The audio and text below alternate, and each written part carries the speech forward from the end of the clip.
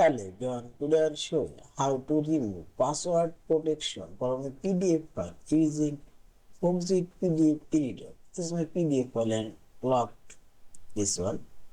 Select and press right button for my mouse cursor and select open with Foxit PDF Editor.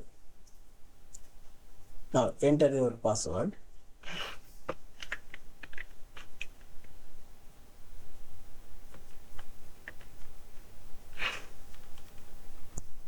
Now select OK and see this PDF file now open. And I'll remove this password and click on this protect option, this menu bar, and here you will find the secure document option. Click on this down arrow, and here you will find this remove security. Click here. Now select OK. Say file option and save it and close it and reopen. And see this password security now completely removed. Yeah. Thank you for watching. Subscribe, like, share, and comment.